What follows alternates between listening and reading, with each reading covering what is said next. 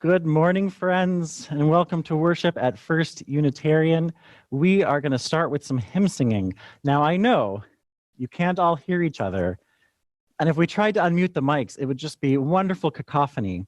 So what we're going to do is I'm going to sing, Arson's going to play, and I want you to sing so loud that I can hear you all the way here at 220 Winton Road. Now, if you're somebody who is a little shy and maybe likes to sing in the shower, know that this is your time to shine. If you want to add some harmonies, that's cool too. So let's go ahead and sing together, Morning Has Broken. I think this is one you might know.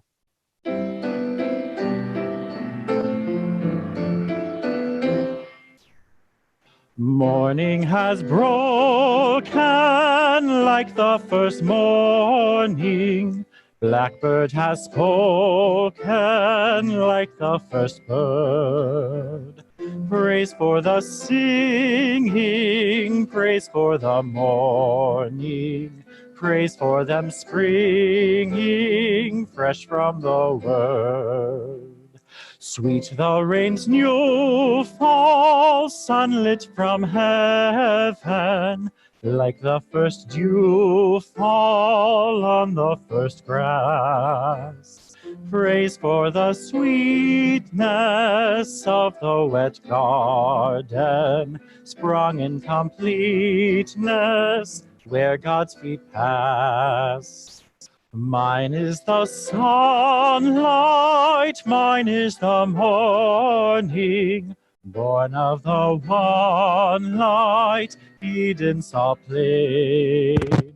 Praise with elation, praise every morning, God's recreation of the new day.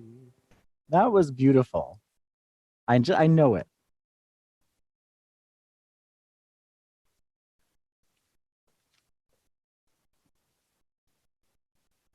Welcome, everyone. Welcome to our first ever all virtual worship here at First Unitarian Church of Rochester.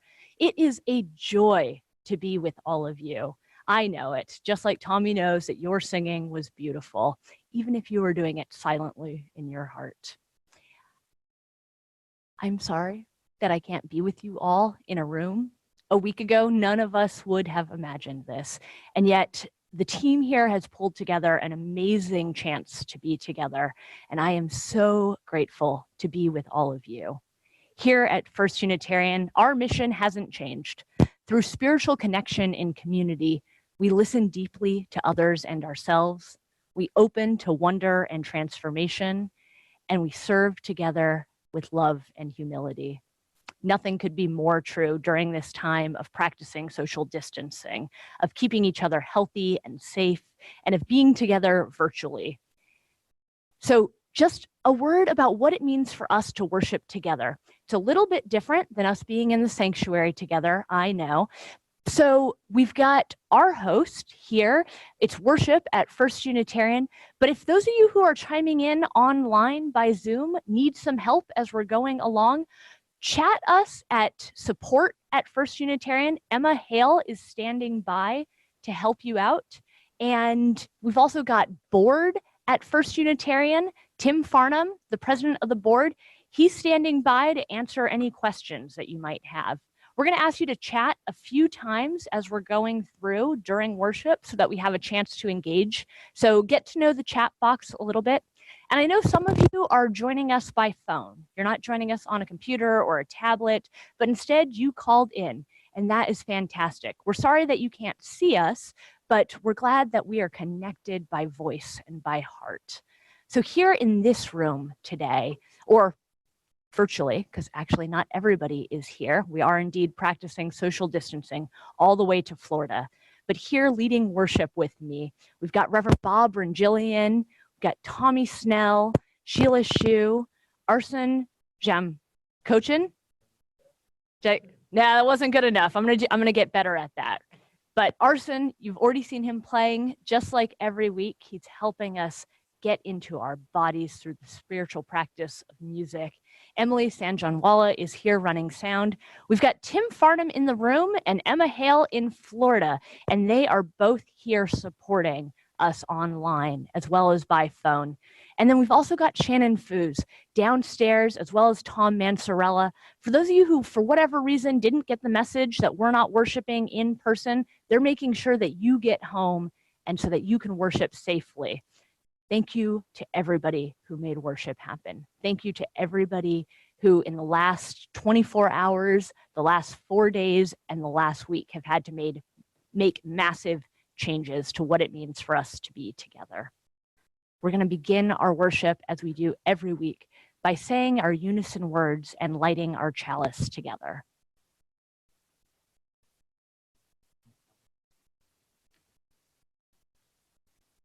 May the flame we now kindle inspire us to use our power to heal with love, to help with compassion, to bless with joy, and to seek liberation in the fullness of community.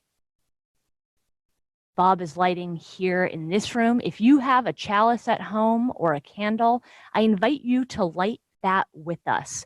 If you don't have one ready, that's okay. Don't worry about that. Maybe over the next week, find that so you can join us in this spiritual practice of lighting together. But wherever you are, whether or not you physically lit a chalice or turned on an electric tea light, go ahead and type into the chat right now where you're joining us from. If you're joining us from Monroe Avenue, go ahead and say that. Or maybe you're tuning in from Greece or Brighton, go ahead and say that. We want to know who's in the room with us because it wouldn't be Sunday morning without all of you. Thank you for being with us today. It's going to be a great worship.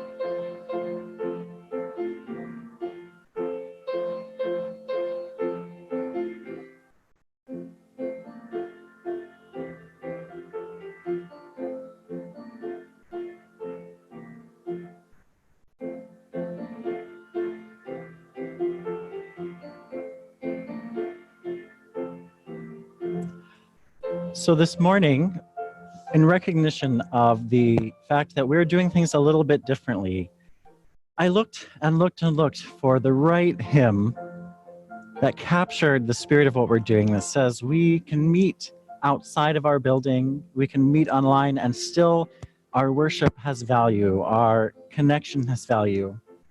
And I didn't find it, so I wrote one. So we're going to sing Kindred, We Now Meet to Worship, to the tune you hear Arsen playing. The words will be on the screen. And the amazing thing is this hymn is now, right now, being sung in California and New Jersey and many other places. So know that as we sing this together for the very first time, we are singing it together with Unitarians all across this country. So let us sing together, Kindred, we now meet to worship.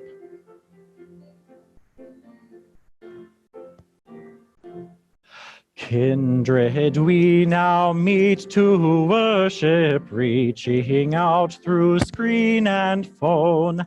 Though we dwell in isolation, we don't have to be alone. Worshipping beyond our building, our connections no less real. Though we cannot meet in person, covenant unites us still. Siblings share a song of gladness, lifting spirits, spreading cheer, so that in these days of sadness we won't be consumed by fear. In this time of mass confusion, sickness, loss, and overwhelm, let's encourage one another. Hands not joined, but hearts are held. Friends, be gentle with each other. There's so much we're going through. May this be a time for healing, holding space for grieving too. Bodies, minds, and hearts are weary. Anguish fills the aching soul. But we know with perseverance, broken hearts can be made whole.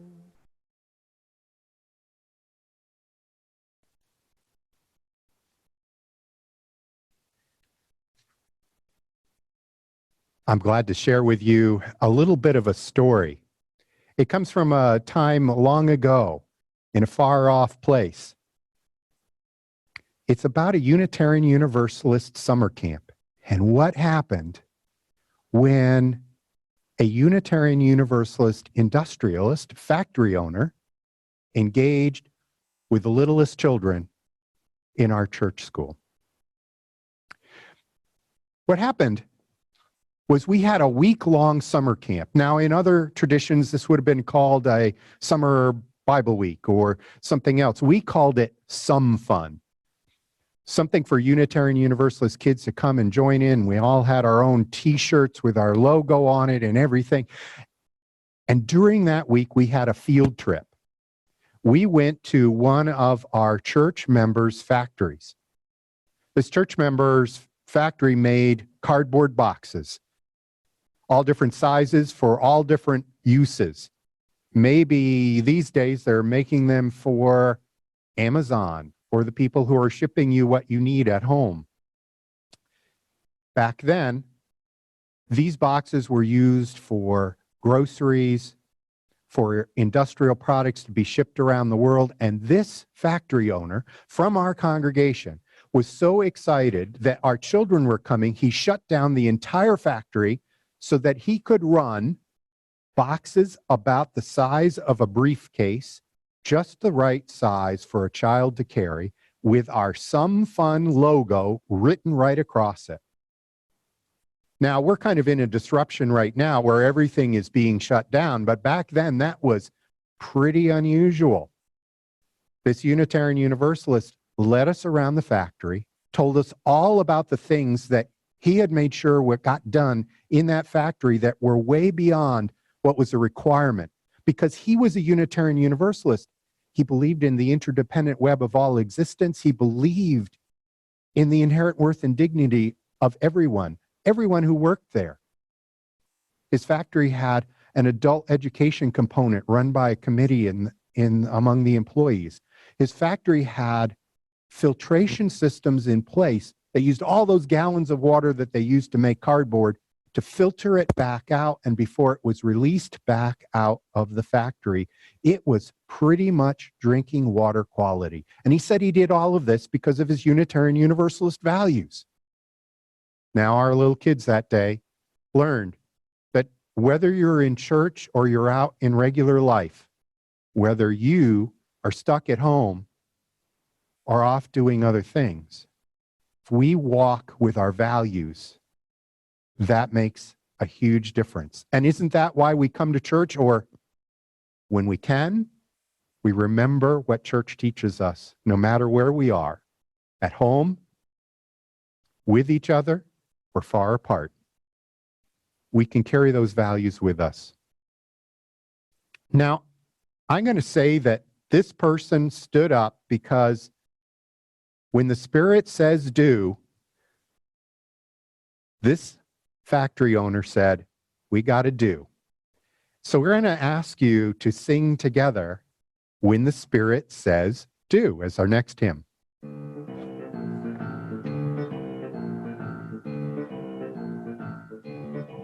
You gotta do when the Spirit says do. You gotta do when the Spirit says do. When the Spirit says do, you gotta do. Oh Lord, you gotta do when the Spirit says do.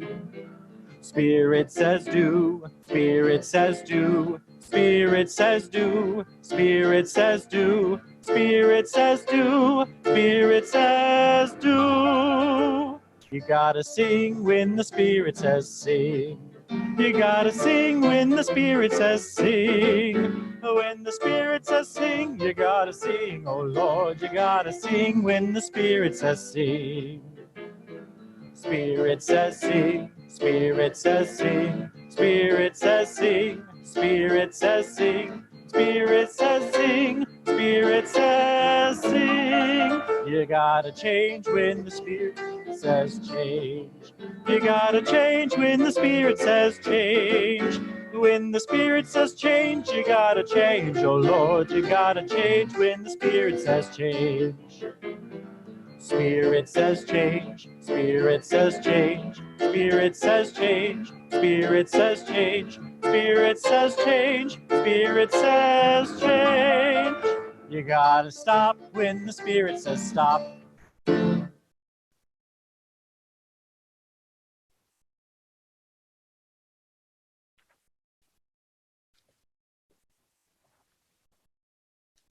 This is a reading from Lynn Unger, who's one of our colleagues. Pandemic. What if you thought of it as the Jews consider the Sabbath, the most sacred of times? Cease from travel, cease from buying and selling. Give up just for now on trying to make the world different than it is. Sing, pray, touch only those to whom you commit your life. Center down.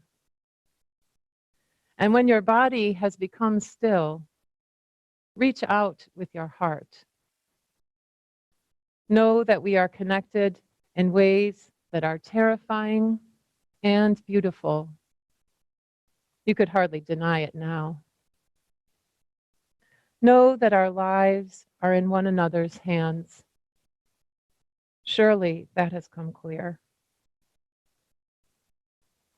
Do not reach out your hands. Reach out your heart. Reach out your words.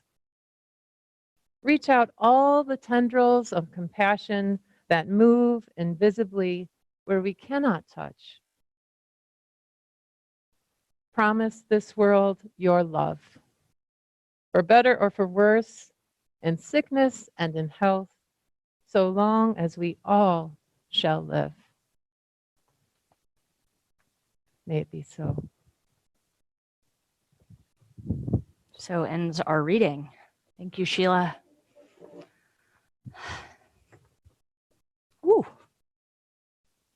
Wouldn't be our first virtual worship if I had fallen off my stool and right onto my face would have been a surprise. But there's so much this week that's a surprise. Last week, I went to a restaurant and I ordered something spicy, as I usually do. And last week, I sat at this table and I coughed.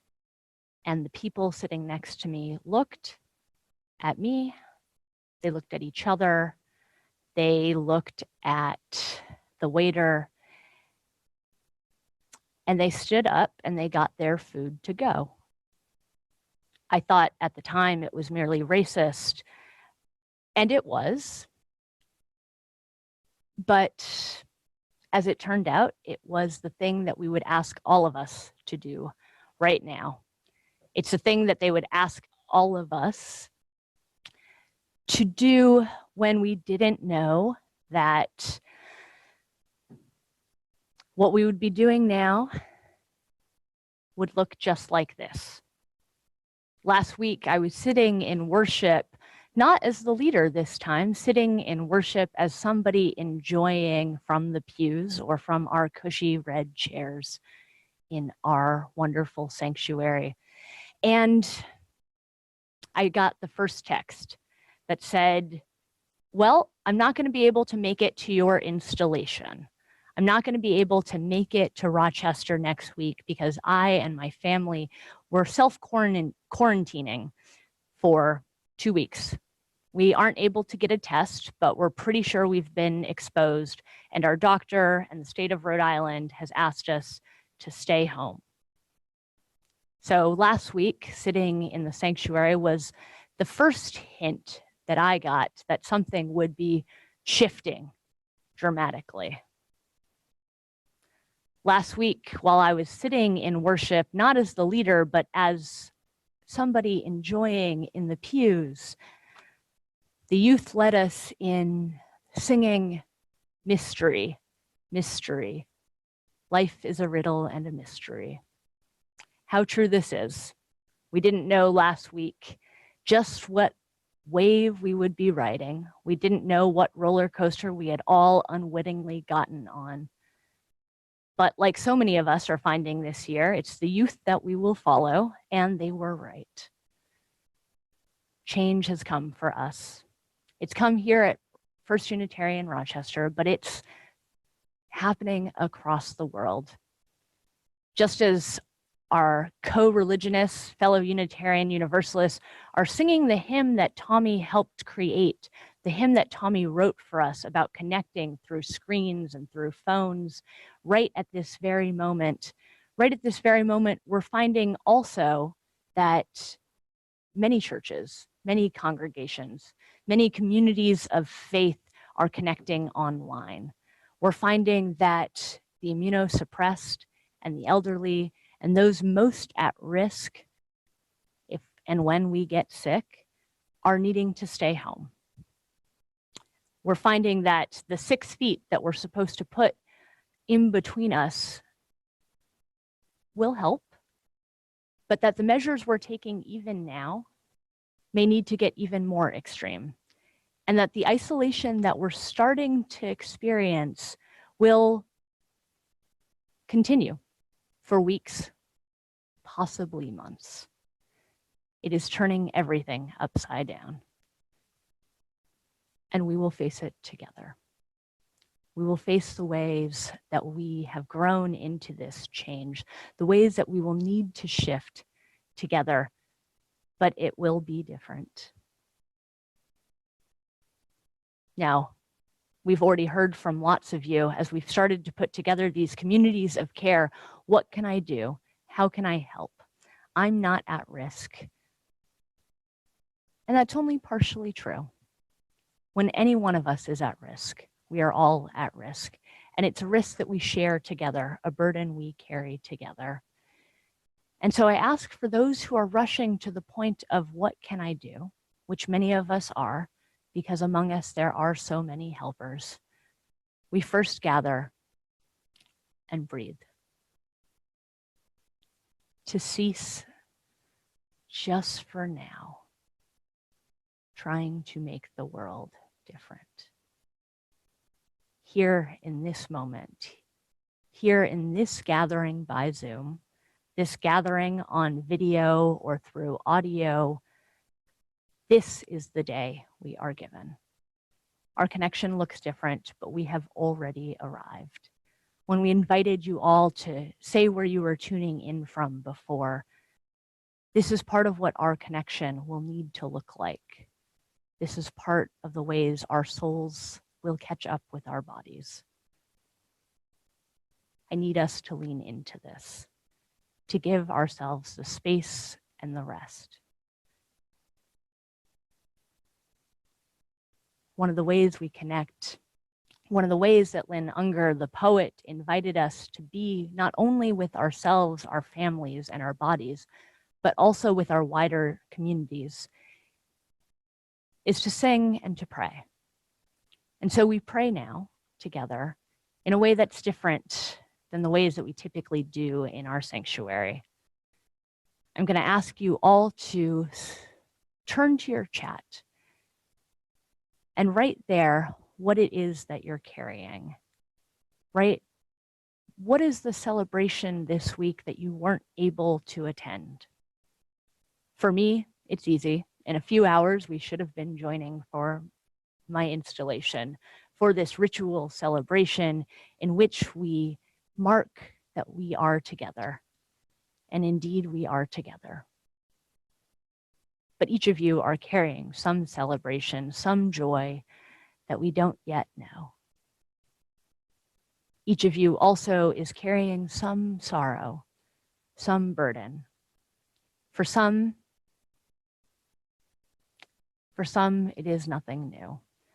It is the chronic illness or the loneliness that you have been carrying for weeks or years.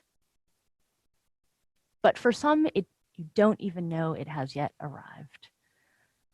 The reality that we find ourselves in now has not yet settled into your being. Take a moment now to recognize it. Type into the chat all that you wish us to hold together. And if there's something you don't want public, but you'd like us to be able to know as a ministry team, you'd like us to reach out about, to have one of our care stewards call or email or text you about, go ahead and type that into worship at or support at, and we'll be sure to reach out. Together, let us hold these prayers. While you're doing so, the words of my colleague, the Reverend Lee Pascula, draws us into a new Beatitudes. And Reverend Bob and Sheila will light candles for each of your joys and for each of the sorrows shared here. Blessed are the elderly and the immunosuppressed. Blessed are the fearful, the anxious, and the irritable. Blessed are the ones who use humor to get by, the ones who could use a vacation anyway, the ones who fear for their life. Blessed are the ones who are sick of it, all the flawed logic, the security theater. Blessed are the ones who cry out, "This is why we need a safety net, a kinder society, a new world." Blessed are the healthcare workers, the administrators catching heat for every decision, the messengers with no power over the message. Blessed are the sad and the lonely. Blessed are the healthy and the sick. Blessed are the well and the unwell. Blessed are all of us just trying to do our best. Blessed are those who stay kind and clear, who keep our eyes open to each other, our ears open to each other, our hearts open to each other. Blessed is our neighbor. We hold in our hearts those who worry about family, near and far. We lift up community organizations working to get help to those who are most impacted. We pray for healthcare workers and all of those trying to keep the community healthy and safe. We pray for everyone unable to get the things that we need. We lift up those celebrating birthdays.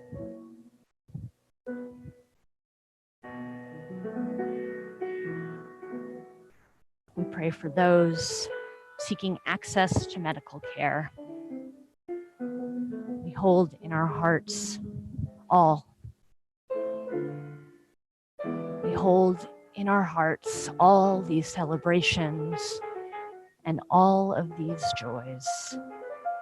We hold in our hearts all of these sorrows and all of these burdens. We hold those named, those still flowing in the chat. We hold here in this room, both physical and virtual. We hold all. Blessed are all of us. Blessed are all of us. Blessed are all of us. Spirit of life, source of endings and beginnings. May we be held by your love. May your love be our love.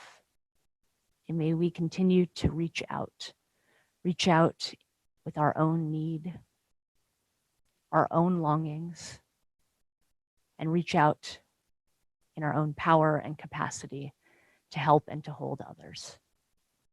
May it be so. Amen.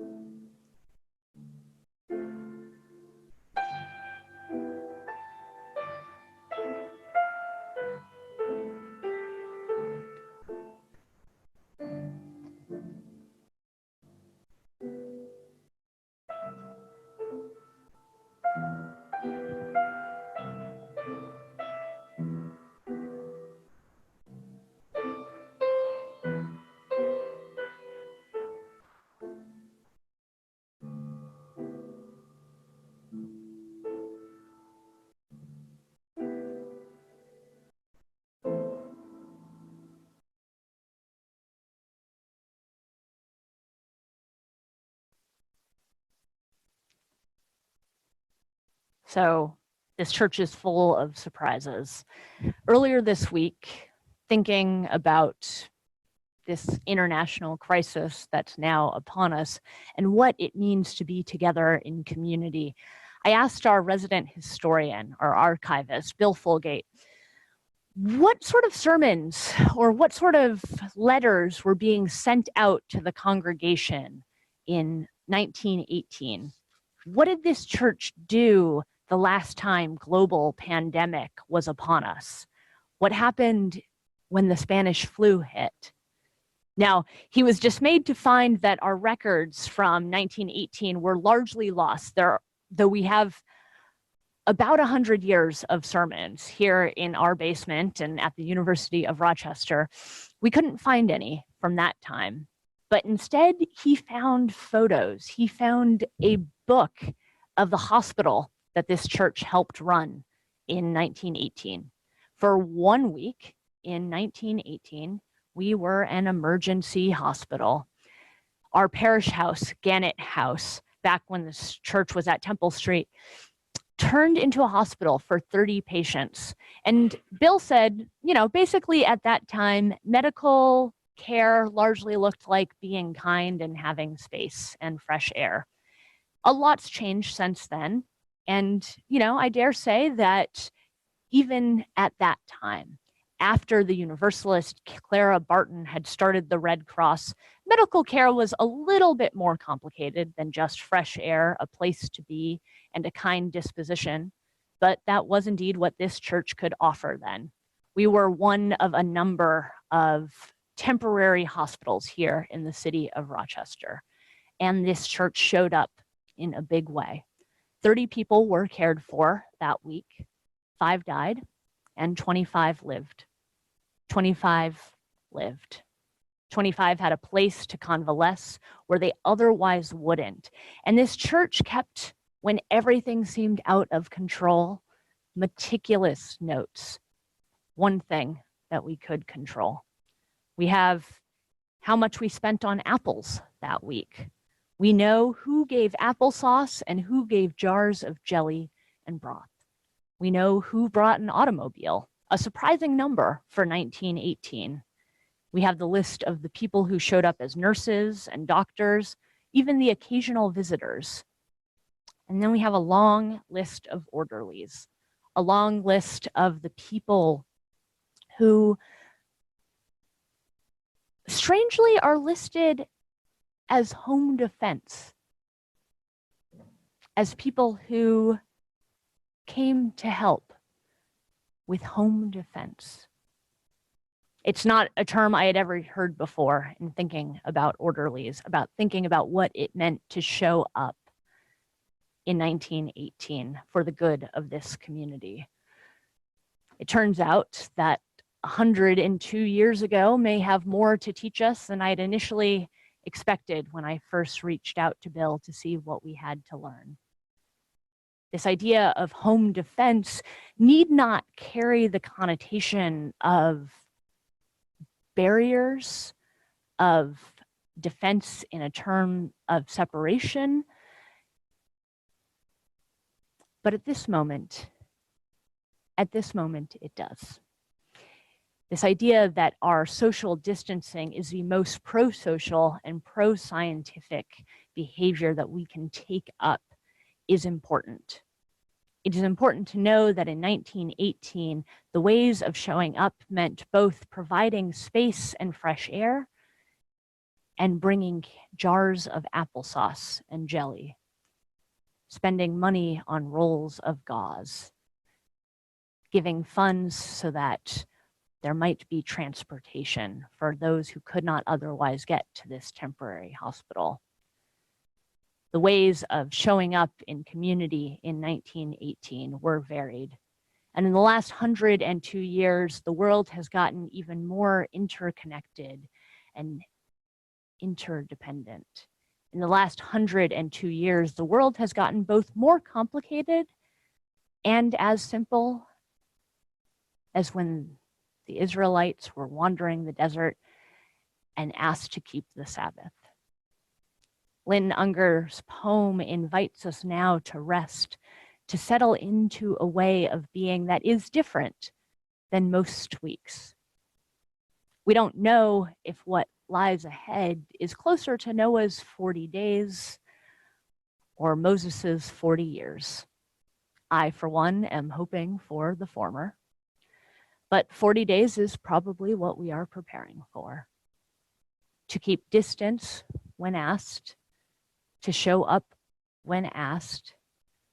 We know not yet what this will look like. In 1917, when Spanish flu was first making the news, they didn't know then either. But First Unitarian Church of Rochester showed up. Nurses by the handful, orderlies by the dozen, automobiles in surprising numbers. First Unitarian Church of Rochester showed up for each other and for this wider community in 1918. And I am so proud and so grateful to be in community with all of you now. We know not yet what showing up will look like, but we know that we face this together. We know that as these changes come, we will ride the waves. We know that life invites us into a dance, and we enter as willing partners. Through the ups and the downs, the joys and the sorrows, let us be partners with each other and with life itself. And so it is with that spirit, that sense of leaning into changes, that I invite you to sing Let It Be a Dance with us. Tommy's going to lead us, but the lyrics will be out on the words. Sing it loud. We want to hear you.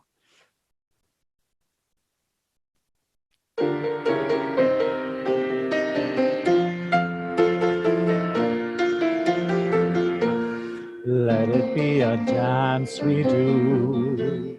May I have this dance with you through the good times and the bad times too.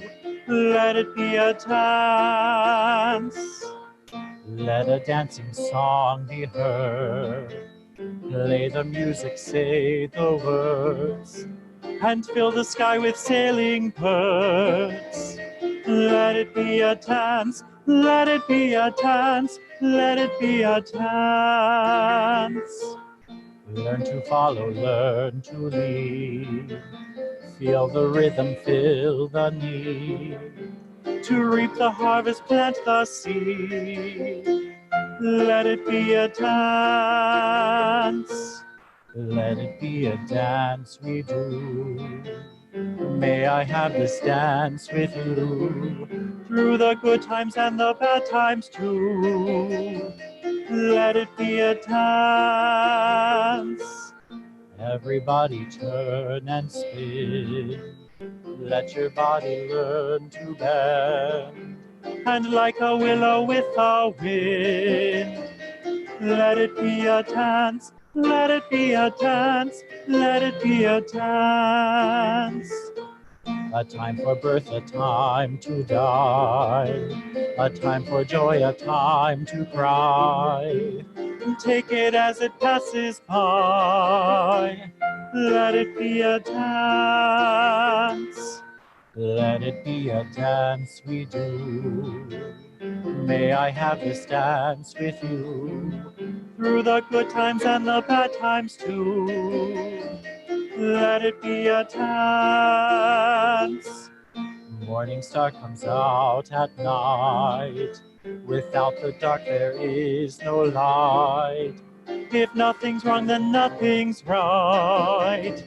Let it be a dance. Let it be a dance. Let it be a dance.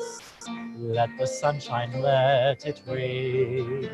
Share the laughter, bear the pain. And round we go again. Let it be a dance. Let it be a dance we do. May I have this dance with you through the good times and the bad times too. Let it be a dance.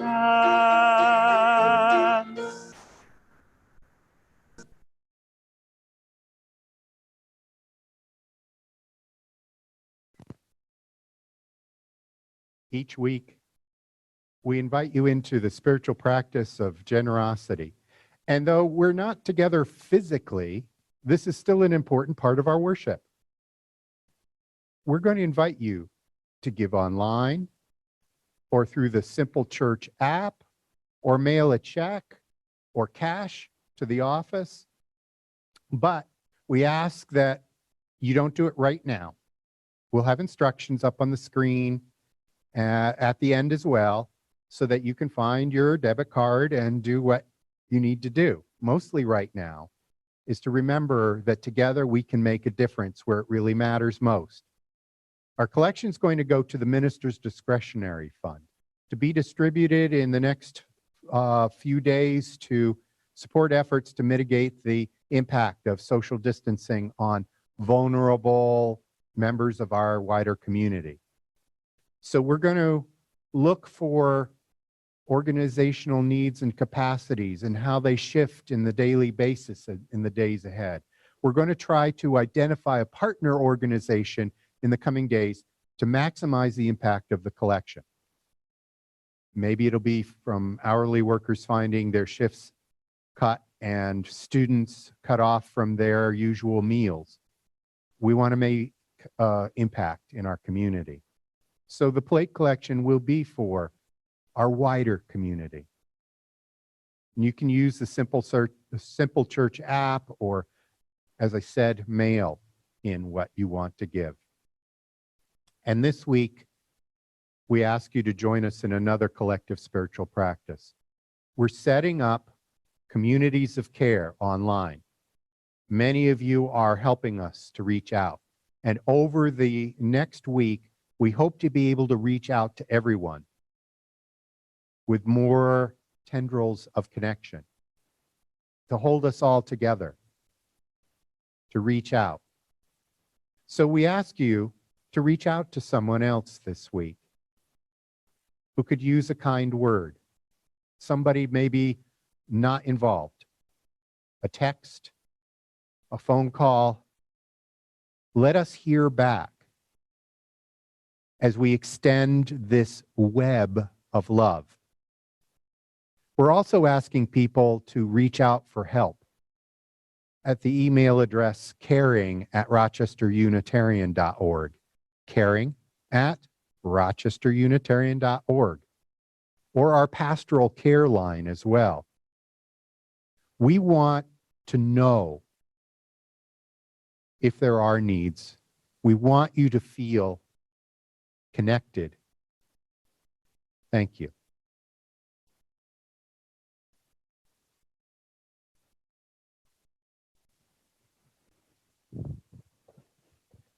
Invite you to extinguish our chalice with us.